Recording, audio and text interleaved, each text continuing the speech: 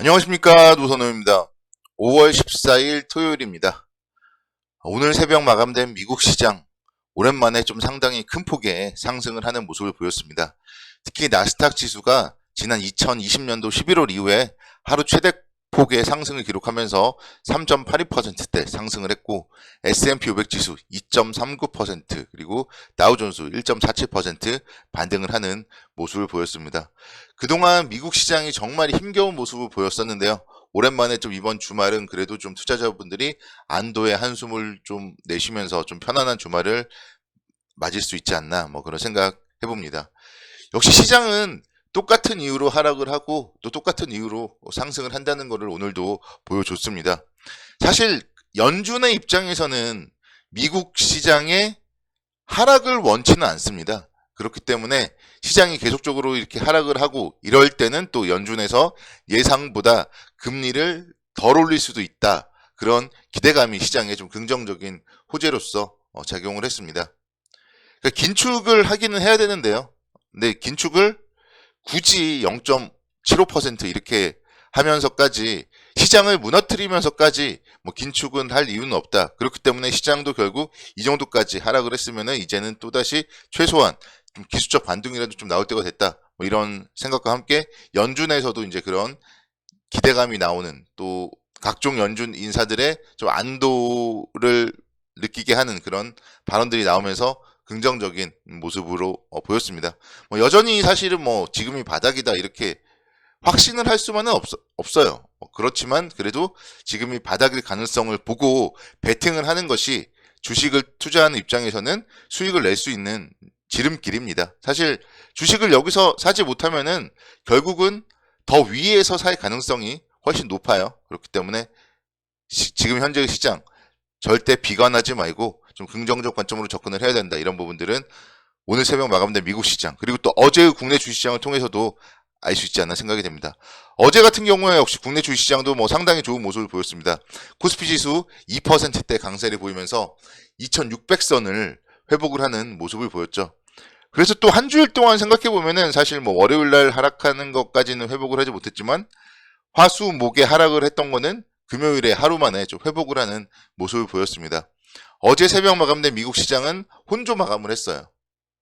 물론 인플레이션에 대한 우려도 지속되고 있고 또 최근에 가상화폐도 계속 급락하고 있고 악재들이 많았지만 그럼에도 불구하고 반발 매수세가 또 어느 정도 유입이 되면서 나스닥 지수가 반등을 하는 혼조 마감을 했고, 국내 주시장은 목요일 날이 정말 사실 너무 많이 빠진 거예요. 어떻게 보면은 옵션 만기일 영향이라던가 또 스탁문의 반대 매매라던가 이런 게 나오면서 목요일 날 너무 좀 과도하게 빠졌다, 이런 부분들은 제가 목요일 날 방송을 통해서도 언급을 드렸었는데, 그렇기 때문에 어제 이제 미국 시장 혼조 마감에도 불구하고 0.7%대 갭상승 이후에 계속적으로 좀 상승폭을 확대해 나가는 모습을 보였습니다. 아침에 갭상승을 한 이후에 거의 하루 종일 한 방향으로 상승을 하는, 현물을 가지고 있는 투자자분들의 입장에서는 상당히 그래도 좀 금요일 날 낮부터 좀 안도를 보일 수 있었다, 이렇게 말씀드릴 수가 있겠고, 일단은 주말까지도 안도를 보이고, 월요일 날 금요일 날 많이 올랐기 때문에 또 국내 증시에 대해서 월요일 날을 너무 기대를 하면 안 돼요. 그렇지만 최소한 굳이 주식을 매도할 이유는 없는 거고, 월요일 날 만약에 상승 이후에 다시 한번 좀 보합권 정도까지 밀린다면은 그때는 또 매수 포인트가 되지 않을까, 그런 생각 가져봅니다. 지수 2600포인트대 초반권까지는요 여전히 계속적으로 좀 매수 관점으로 접근을 임해야 되고, 수급적으로 보면요 외국인들이 어제는 또 오랜만에 매수 관점으로 접근을 했습니다. 그런 부분들, 외국인들이 6거래만이 순매수로 전환을 했다는 부분들 감안을 해보면은 좀 시장에 대해서 긍정적으로 접근 가능하고, 환율도 어제 이제 4원 정도 하락을 했습니다. 그래서 환율이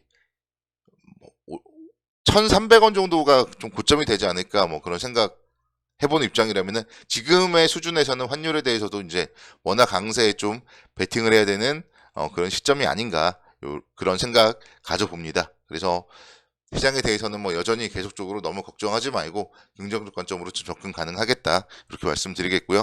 또 내일 한 주일 동안에 각종 경제지표 발표 일정이라든가 투자 전략 그리고 관심 종목 등을 통해서 말씀을 드리도록 하겠습니다. 종목들도 보면요 어제 상당히 좋은 모습을 보였습니다. 현대차가 오랜만에 꿈틀 거렸어요. 현대차가 3%대 강세를 보이면서 18만 6,500원대까지 움직임을 보였습니다. 현대차 쪽에는 뭐 어제 살짝 호재가 나왔죠. 바이든 대통령이 방한을 할 예정인데 한국 방문 기간에 맞춰서 미국 조지아주에 약 70억 달러 규모, 국내 돈으로는 약 9조 원 규모의 전기차 공장을 건립하는 계획을 좀 발표할 예정이다. 이렇게 전해졌습니다. 현대차와 조지아 주정부는 이미 좀 협상을 마쳤다. 그래서 현대와 기아 자동차 배터리를 생산할 공장이 지어진다. 이런 점들이 좀 호재로서 작용을 하는 모습을 보였습니다. 그래서 현대차 같은 경우도 사실 뭐 정말 요 정도면은 싸잖아요. 18만 원대. 그동안 정말 주봉상 한번 보면요. 28만 9천 원대까지 상승을 했었어요. 작년 1월 달에. 근데 지금은 18만 원대. 고점 대비했을 때는 한 10만 원 정도가 싼 가격이고요. 바닥을 찍고 좀 터닝을 해 나가는 모습이죠. 3월 15일 이후에 주가의 움직임을 보면은 뭔가 이제 안정적으로 우상향을 하려는 모습. 이런 모습이라면은 좀 적어도 한 22만 원 정도까지는 좀 반등 가능성이 열려 있겠다. 그렇게 말씀을 드릴 수 있겠고, 지금 현재 상황에서 가장 좋은 업종은요. 누가 뭐래도 자동차입니다. 원화 약세나 이런 게 수출의 입장에서는 또 호재고요. 그런 부분들, 차량용 반도체가 부족하지만 차량의 대기는 계속 많고 하기 때문에 이런 부분들이 기저효과를 통해서 나중에는 또 실적이 폭발적으로 늘어나면서 오히려 그 실적이 엄청 좋다 이렇게 나올 때가 고점인 거죠. 지금 현재 상황 차량용 반도체가 부족한 상황에서는 계속적으로 좀 저점 매수세를 타진해 볼 수 있겠다 이렇게 말씀드립니다. 뭐 현대차나 기아나 다 마찬가지라고 말씀을 드리고 싶고요. 그리고 이제 자동차 부품 관련하여서는 이제 현대 오토웨버 같은 경우도 마찬가지입니다. 현대 오토웨버 보시면은 13만 1,000원대 기록을 하고 있는데, 공교롭게도 61선, 121선에서 하락 브레이크가 걸리고 나서는 또 빠르게 상승을 하죠. 화요일 날부터 금요일까지의 상승폭을 보면요. 역시 이런 좀 탄력이 좀 좋은 기업이에요. 현대 오토웨어 같은 경우는 뭔가 좀 개별주 같은 성향도 있고, 그래서 자동차 관련주의 업황이 긍정적이기 때문에 지금 현재 상황에서는 이런 기업들 계속적으로 좀 관심 있게 지켜보면은 제가 계속 말씀드렸지만 14만 8,500원대 고점까지는 충분히 올라올 수 있겠다. 그러니까 15만 원대, 앞자리가 15만 원대로 바뀌었을 때 그때 추격 매수를 할 필요는 없고, 뭐 그때는 지금 가지고 있는 물량을 차익 실현 관점으로 접근을 해야 되겠지만, 현재의 상황에서는 12만 원대에서는 충분히 관심 있게 좀 지켜봐야 되지 않을까, 이렇게 말씀을 드리고 싶습니다. 반도체 관련주들도 한번 좀 살펴봐야 되지 않나 생각이 되는데요. 어제 같은 경우에 삼성전자도 상당히 좋은 움직임을 보였습니다. 삼성전자 2%대 강세를 보이면서 66,500원대 기록을 했는데요. 4월 말에 상당히 큰 폭의 장대 양봉을 기록하면서 며칠 상승을 했다가 또 제자리까지 왔어요. 거기서 이제 어제 또 장대 양봉을 보였기 때문에 다음 주에는 뭔가 좀 시장을 삼성전자가 이끌어줄 가능성이 높지 않을까, 이렇게 말씀드릴 수가 있겠습니다. 역시 마찬가지로 바이든 대통령 방한 기간 중에 바이든 대통령이 삼성전자의 평택 공장을 방문할 계획으로 좀 전해졌습니다. 그래서 이재용 부회장이 직접 바이든 대통령의 안내를 맡고, 또 이 자리에는 윤석열 대통령도 참석을 할 것이다, 이런 관측이 나오고 있기 때문에 한미 양국이 뭔가 협조를 하고 이런 부분에서는 반도체만 한 게 없습니다. 그렇기 때문에 특히 이제 미국이 중국을 견제하면서 반도체를 안정적으로 수급하기 위해서는 한국의 삼성전자 좀 상당히 중요한 수요처입니다. 그런 관점에서 삼성전자 뭔가 바이든 대통령의 방안과 함께 좀 호재성 재료들이 나오면서 긍정적 관점으로 접근 가능하지 않을까, 좀 그런 생각 가져봅니다. SK 하이닉스도 마찬가지겠죠. 어제 이제 3%대 강세를 보이면서 하루 만에 12만 원대 회복을 했어요. 그래서 바닥권에서 지금 계속적으로 이렇게 안정적인 움직임을 보여주고 있기 때문에 긍정적 관점으로 접근 가능하겠다, 이렇게 말씀드리겠습니다.